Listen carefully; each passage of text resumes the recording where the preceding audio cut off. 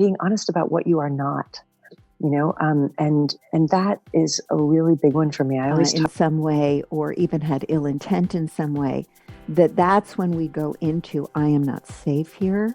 Am I really caring for myself if I'm just doing the lip service and not acting? But the act of forgiveness was causing her brainwaves to go through this incredible evolution.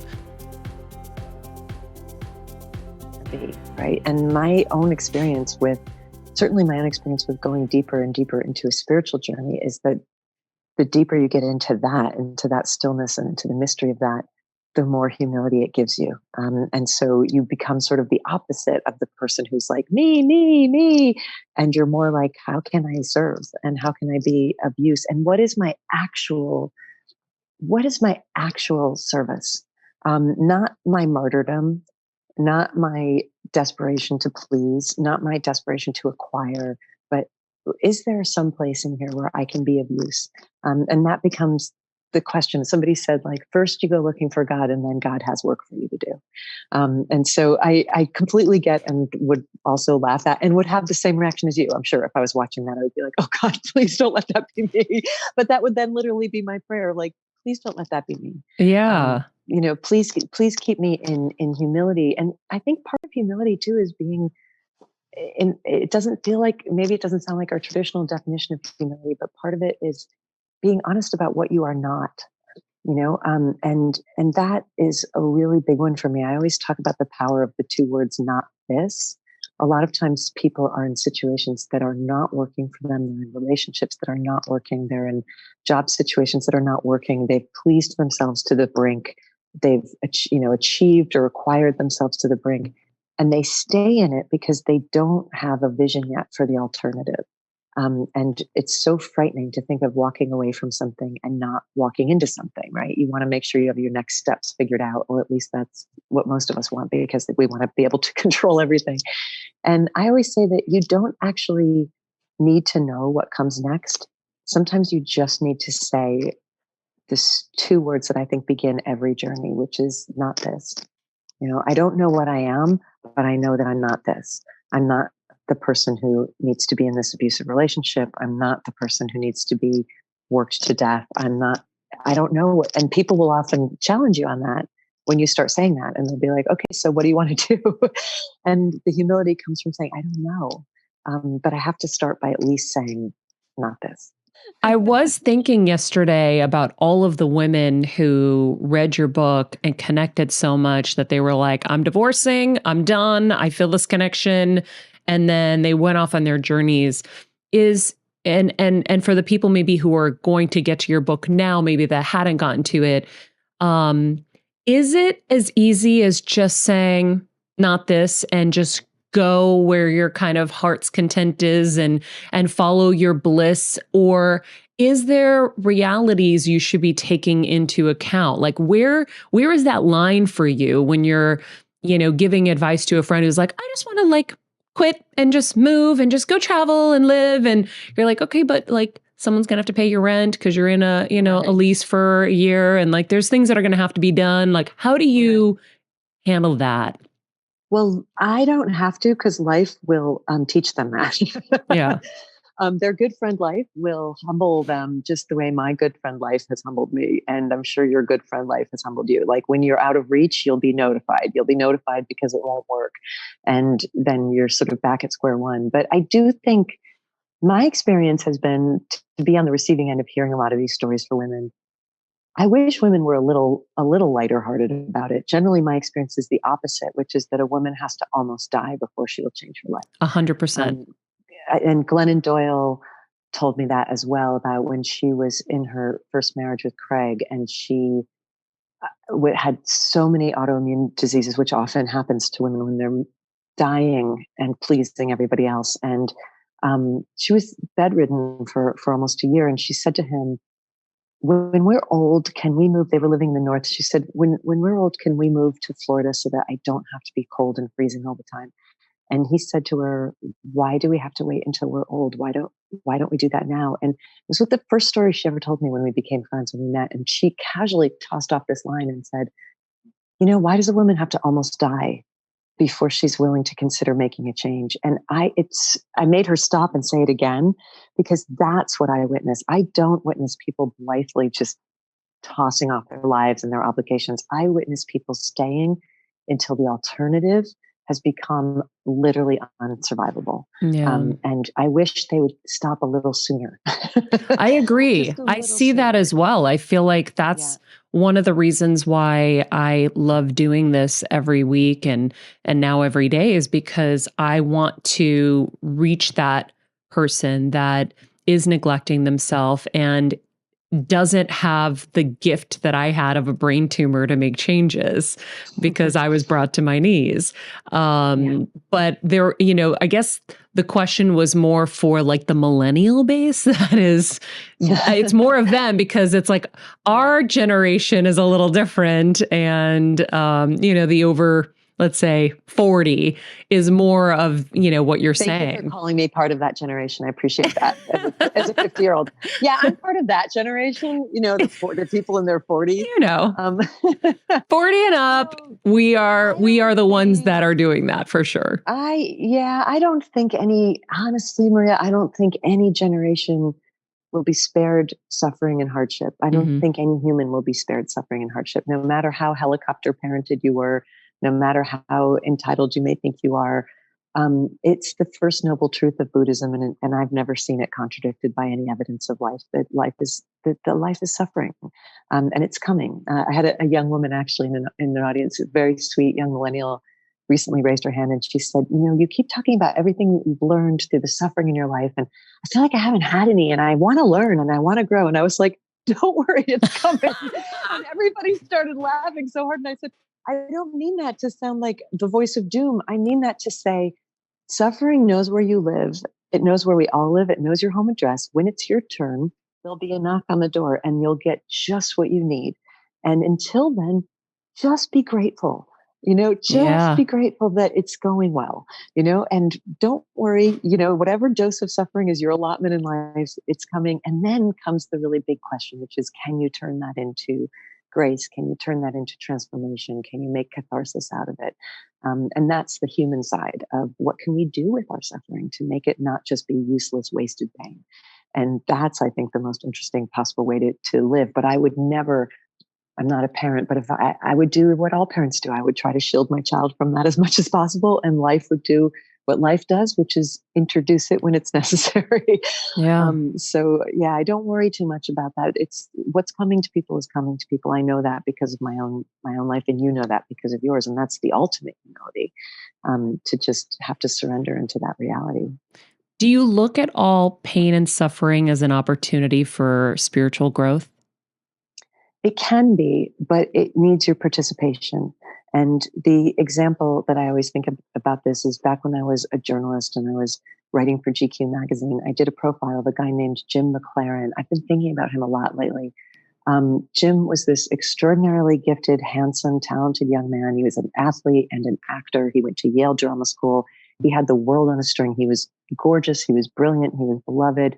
And he was riding his motorcycle in New York City one day at the age of 20, and he was hit by a bus and he lost his leg.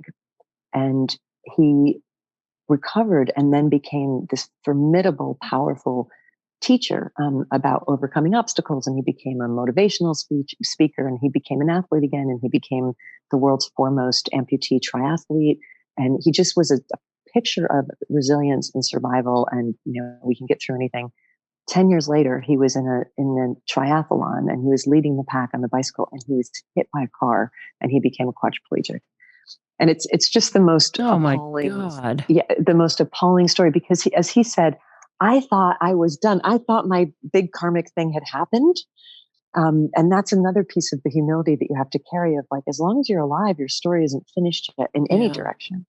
And he tanked after that. He was not able for a long time to restore his spirit. He became an addict. He was so full of despair and rage, and pulled his life back together, but it was a lot harder the second time.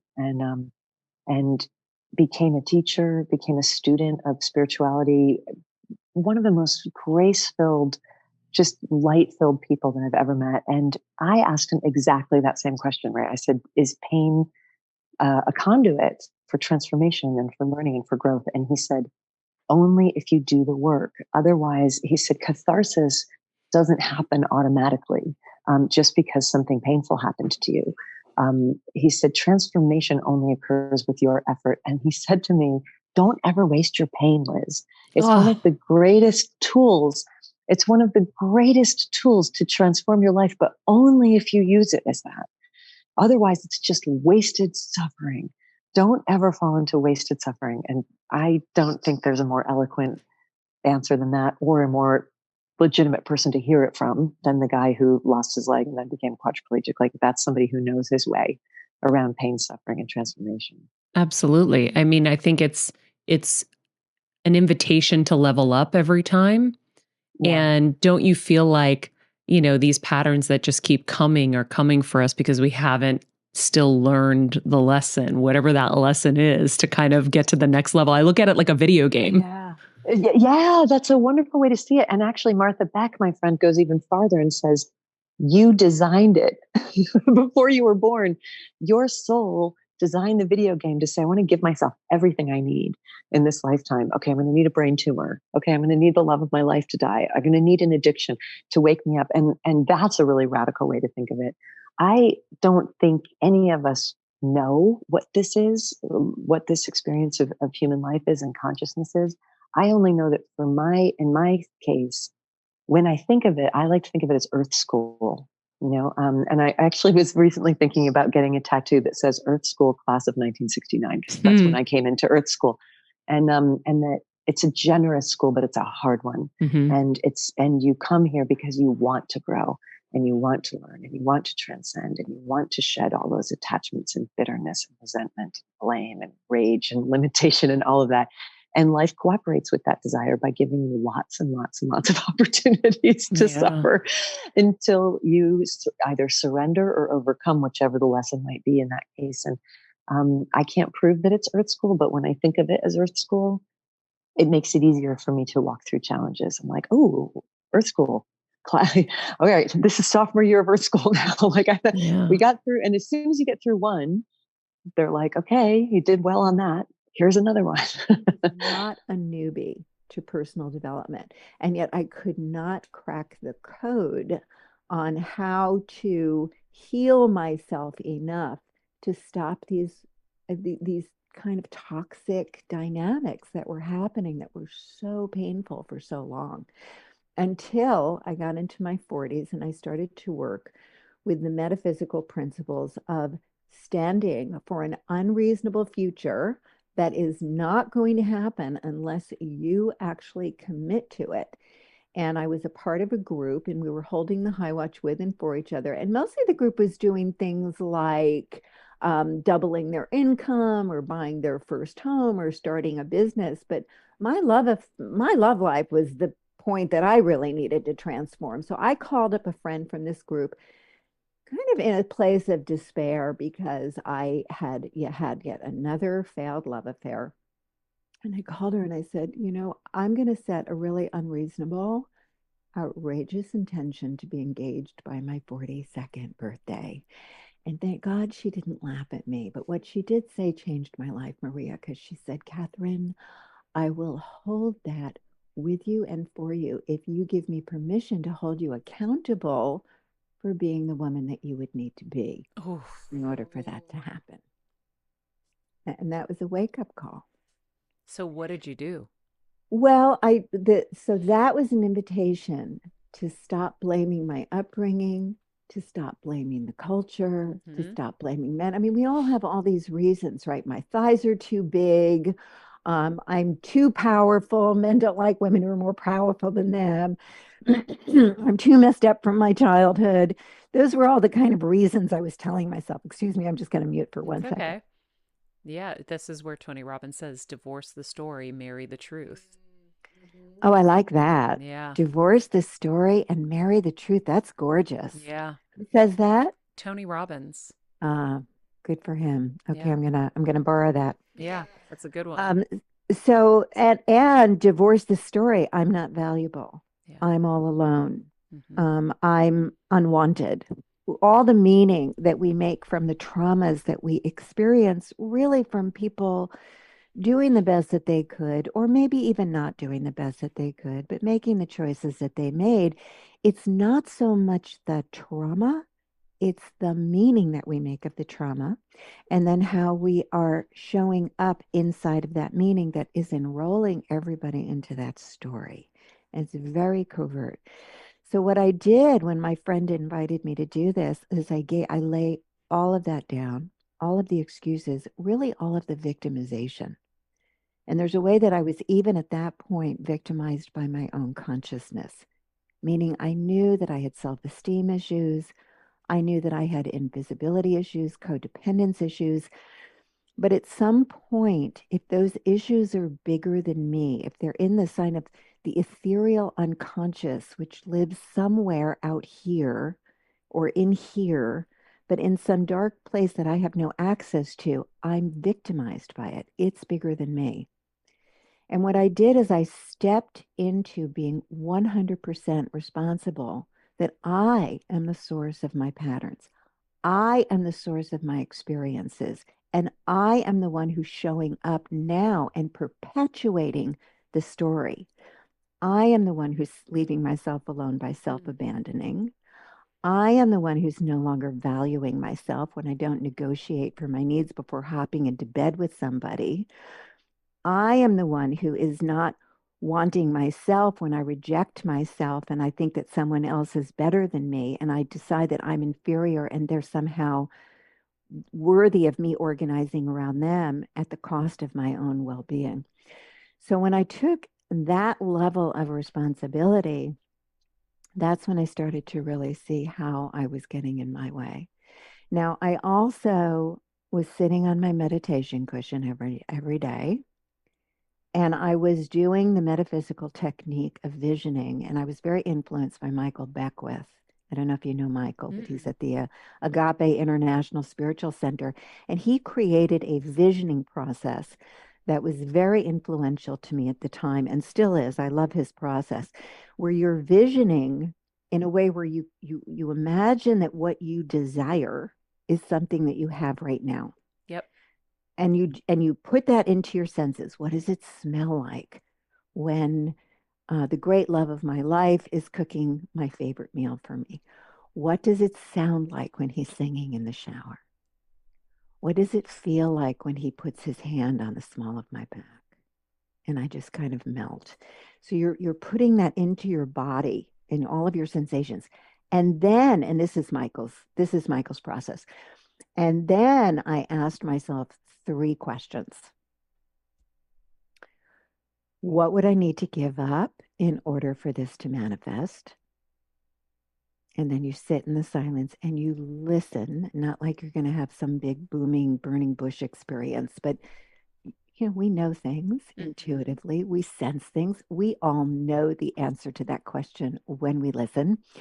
The second question, what would I need to begin to grow and cultivate and develop to receive this into my life?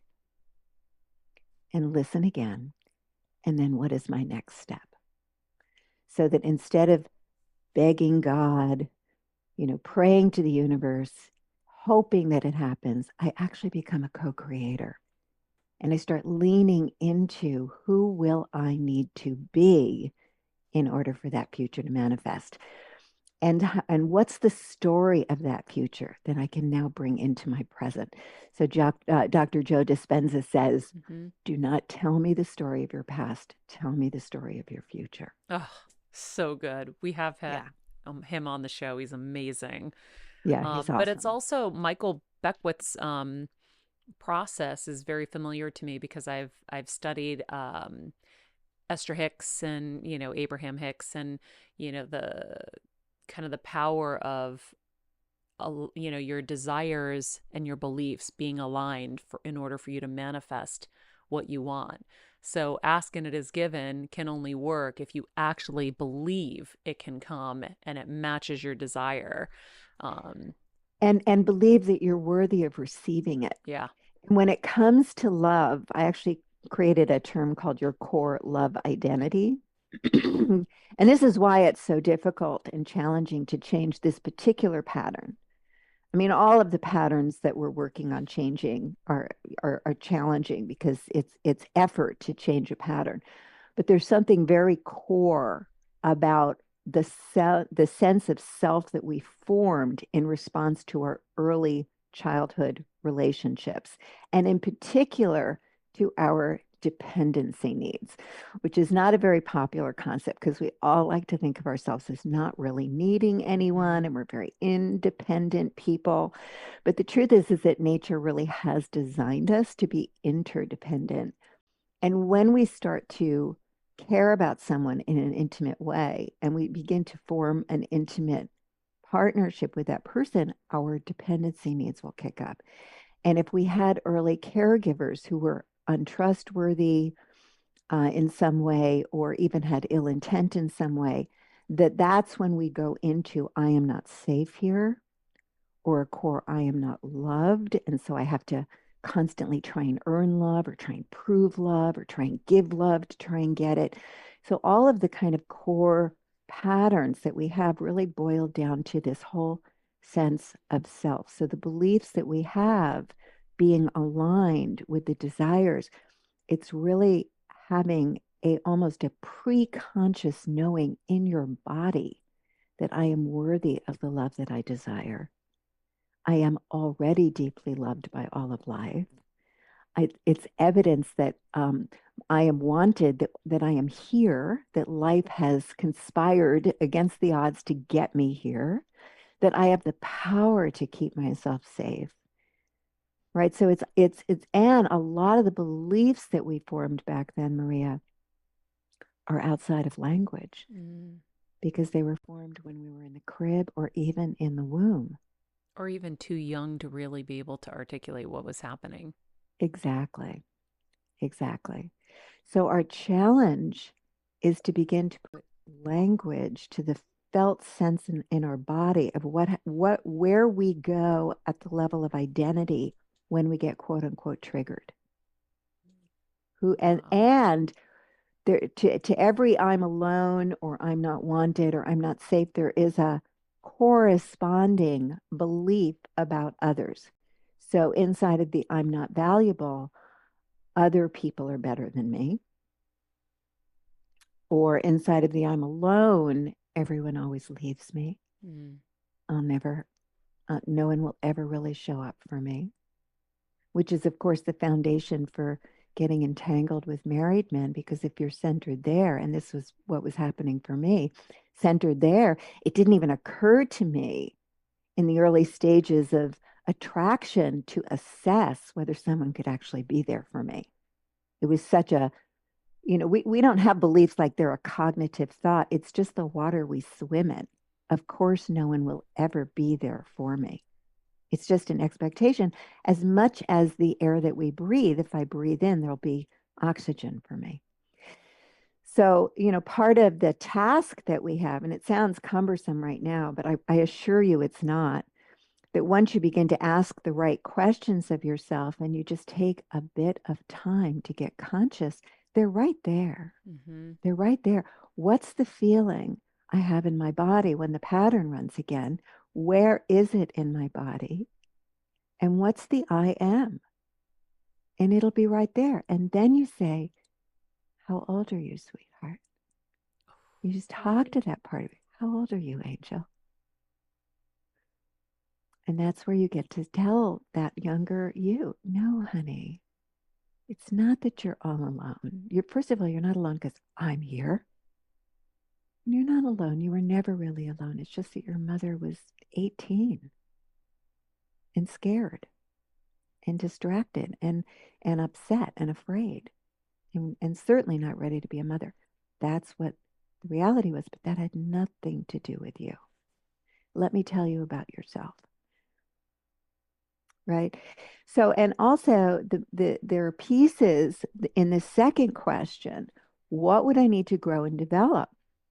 Well, if you've grown up with this I'm alone sense, you never actually know how to do things like navigate conflict well in a way that roots down love, as opposed to is the beginning of the end and destroys love. So there's actually missing development that keeps the pattern in place.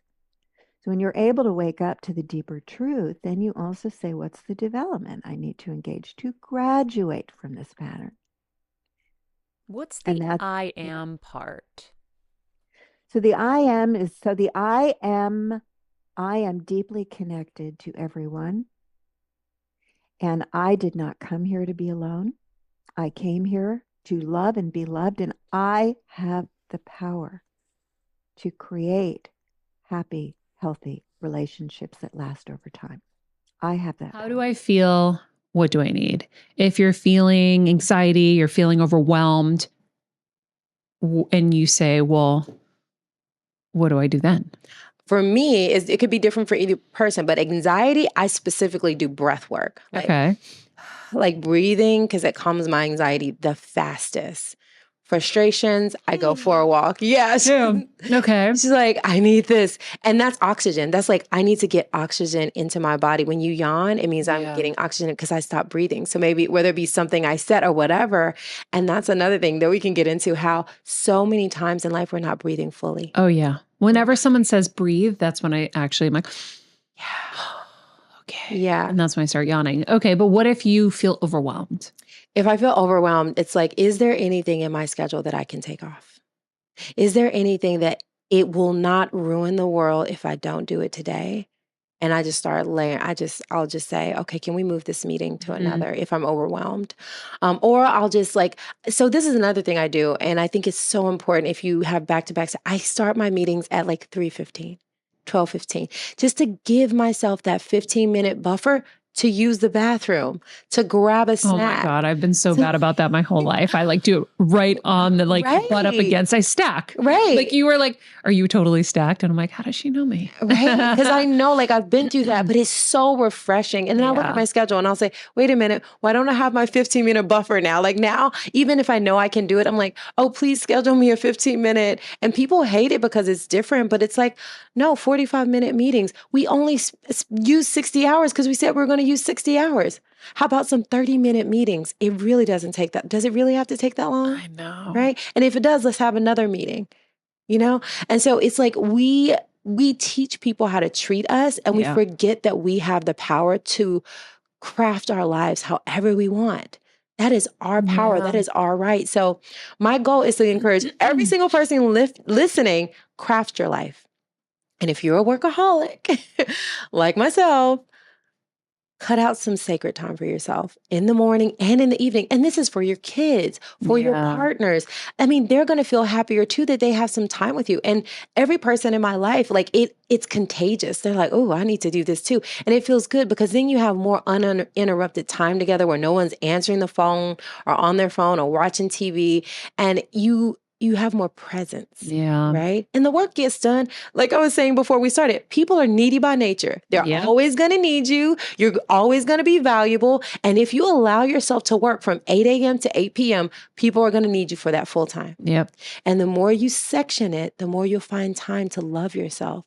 The more you love yourself, the more you can love the world. I'll repeat that.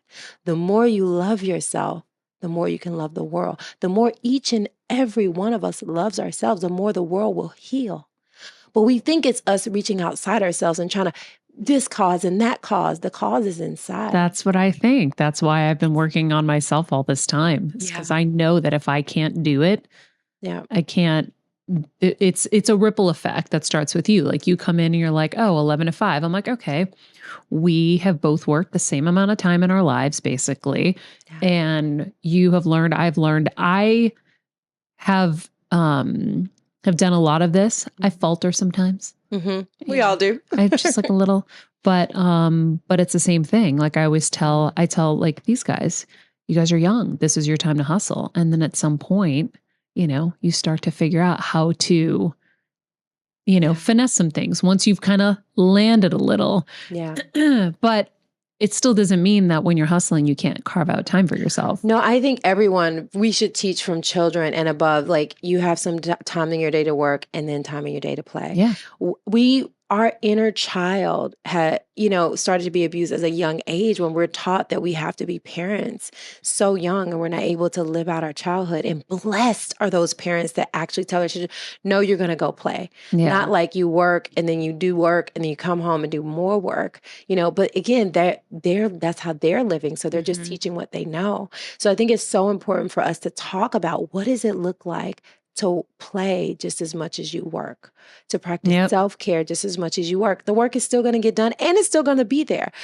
What I feel is that when you nurture yourself more, a lot of the problems, you're going to be more present to people's pain. You're more clear to handle things faster, everything. Right. You realize that it's not how much money you can print. It's how many people you can touch and help and heal.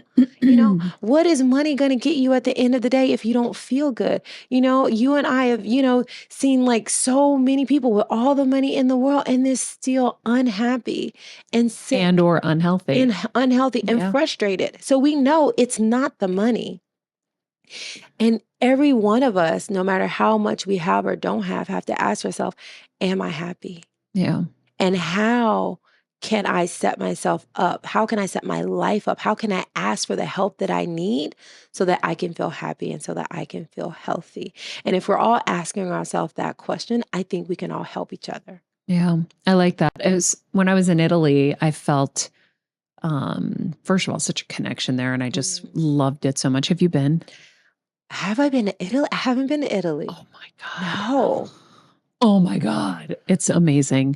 And I was telling these guys, I said, I'm going to figure out a way where we can work there 2 to 3 months out of the year, do the show from there, and then live. Like Kelsey and I did our, without knowing it, the prototype was we were in Connecticut last year and we would work during the day. And then the weekends we would go and explore all of New England and go have fun. Yeah. And that was totally foreign to me because I never did that before. When you talk about your formative years, I grew up in a nightclub cleaning with my parents.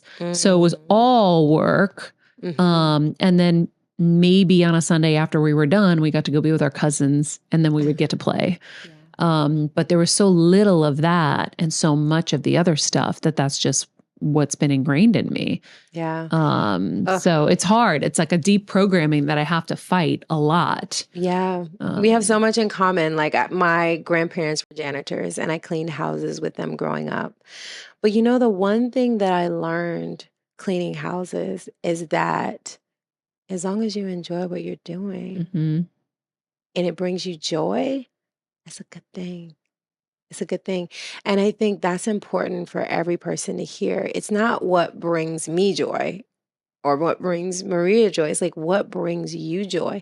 And is what you're doing bringing you joy? And my grandparents would sing and we'd laugh and then we'd go grab something to eat after. And they just enjoyed their work. Yeah. And we were together. Yeah, and we were together. Now, there was a point when they stopped enjoying it. And what happened? They quit. Right. And I think that's what we need to get used to doing. Sometimes we feel like we have to do one thing for our entire lives. Right. And I think me and you are in the school of thought. We're multi-passionate people. So it's you do it. And when it doesn't bring you any joy, let it go. Yeah. Right. Just let it go. Quitting. It's like letting go. Yeah. It's just letting go and realizing that as we enjoy this human experience, it's okay to experience whatever you want to experience. Now, some people don't have the opportunity to experience as much. And that's where my heart goes, for the people who do not have food to eat, do not have shelter, are in these terrible places in life. And I think, if that were me, what would I do? And one of the reasons I love California is because I see people who are houseless out on the beach, in the water. And sometimes I just look and I just observe, and sometimes I talk and have conversations and I realize that what is the difference between someone who is homeless and happy and free and enjoying every day and someone who has all the wealth they can think of and enjoying every day, and someone who has all the wealth and doesn't enjoy and angry with life, and someone who is houseless and doesn't enjoy life. It's just perception. No matter where we are in life, some of us are happy and some of us, I've talked to a homeless person and I was just like, what if you got like this much money? Like, you know what? I'd still be right here on the beach. I'd still be right here. I'll probably get a nicer this or that, and they love this environment. And believe it or not, there are some people out there who are just like, I'm right here. This is me right here. I mean, granted, we're in California. I don't think anywhere, I don't know if anywhere else in the world people, but it just gave me perspective on what we think is healthy is not necessarily healthy to every single person. Mm-hmm. And it's important that we have these conversations with people that are different so we can realize, what do people need? Now, food, clothing, shelter, these simple things, if we as a collective aren't as so greedy, we can actually have food, clothing, and shelter for every person in the world. But we have to have these conversations and we have to ask people what they need. I was with this program and I love it. It's called Foods Not Bombs. And we went down to Skid Row, and most of the people down there were veterans. They served our country. They put themselves on the line. And they're suffering mental illnesses and things like that. And that's why they're on drugs. And people were like, well, they chose that life. Yeah, they chose it for us. They chose to put themselves in a situation where they know all of these things are possible. Right. And that's the best case scenario. The worst is obviously getting killed in the line of duty. But I watched that Jon Stewart thing and I was like, if they all protested, could things change? I mean, the guy who's in charge of the purse strings said it's not a money thing. We have the money. And yet all of these people are dying because they're trying to get complete confirmation scientifically that these things are all connected to their line of duty. And it's like, first of all, anything that happens to them at this point, unless it was blatantly not in the line of duty, should just be taken care of. It just should. That's the thing. We don't have as a government, we don't have enough compassion for human beings. That's the thing. That's period. We can take case by case, every person in the world that's suffering could have it easier if our government gave a care about actual humans, so we know that as a community, as a government, we have to do better. We have to really care. And again, just like the self, it goes back to self though. Am I really caring for myself if I'm just doing the lip service and not actually taking care of myself? Mm-hmm. Most of these people don't even know how to take care of themselves. So how the heck do we think we're going to get into their head of how to take care of someone who is hungry, who is not like them, who doesn't look like them, who doesn't have the same socioeconomic status as them? How? So that's my goal, is just to help people realize when there's a lack of self-love and lack of self-care, because it's only when we get people on an individual level are we going to be able to get people on a collective level. I think so when you're focused on a healing or something like that, you can, be more patient with an hour-long meditation because you're really focused on doing something that's going to take a little bit more effort. But I think most people, 15 minutes is already hard. 15 minutes nice. is hard, but here's what you got to know about it. The methods that I suggest in the 6th phase, the 15 minutes that you spend will probably give you an extra 1 to 2 hours that day. I agree. Because of the benefits in your brain cognition. If you're working that day, your work is going to be so much more productive. I know if I skip my 6th phase, I'm not going to be able to work as effectively. I'm not going to be able to get as much done. This optimizes yourself. Just like you need to take your car for a tune-up, this tunes up your being. And so you do your best work. And that happens in phase 4, 5, and 6. That's what happened to me after I started meditating. I was like, I have so much more free time. Right. Because you're not moving in a fog and you're not moving in confusion. You're not overwhelmed. You're clear. So everything happens faster and easier. And I was like, I'm getting up at the same time. And somehow I have an extra hour in the morning. How is this happening? So I know that that's possible and that happens. So phase 3. So phase 3 is unfuckwithability. Nice. And what that means is that you're at peace and centered in terms of who you are. Another word for this quality is equanimity. Okay, I love that word. Equanimity is to be peaceful within a storm. Equanimity is the quality that monks possess. And unfuckwithability means that criticism, people who are negative towards you, people who have hurt you in the past, you are done with that. You've forgiven them. You no longer carry the weight of that trauma. So it's a very useful way for removing trauma that you may be carrying with you. But it also means that you love yourself and you're secure in yourself enough that you don't have that neediness where you need constant recognition. You need someone to constantly appreciate you. And that's really healthy in relationships because neediness disappears. So how do you become unfuckwithable? Through the practice of forgiveness. Now, this was studied at Dave Asprey's 40 Years of Zen and also studied at Dr. Jim Hart's Bio-Cybernaut Institute. Both of these institutes measure the brainwave states of monks and then repattern those brainwave states in a meditator's brain. It's an expensive protocol. It's using advanced biofeedback therapies. It cost around 15 grand at both institutes, and I've done some great work there. But what they found is that if you want to replicate the brainwave states of a monk, and for brainwave geeks out there, this means left-right brain coherence and high alpha amplitude, the number one way is forgiveness. Okay, forgiveness. Now, I remember when I was at the Bio-Cybernaut Institute, this was the story they told me. There was a woman, let's just call her Alice, right? And actually not Alice, let's just say there was a woman, and she was showing incredible improvements in her brainwave state. And so the neuroscientist asked her, what are you doing? And she goes, I don't know. I'm just forgiving that asshole. And all she was doing in the chamber was forgiving her husband for cheating on her. But the act of forgiveness was causing her brainwaves to go through this incredible evolution more and more and more towards the ideal brainwave state of monks who spend decades in meditation. Forgiveness is that magic pill. And studies are now showing that forgiveness does so many other things. It improves your sports ability. It actually improves vertical jump and increases endurance. What? It's crazy, right? University of Israel, forgiveness increases endurance. I think it was Utrecht University, forgiveness improves your vertical jump. I literally had a Olympian basketball player reach out to me to say, how can I master forgiveness after I shared that study? It helps you sleep better. It improves nervousness. It helps resolve nervousness, anxiety. It improves your relationship with everyone around you.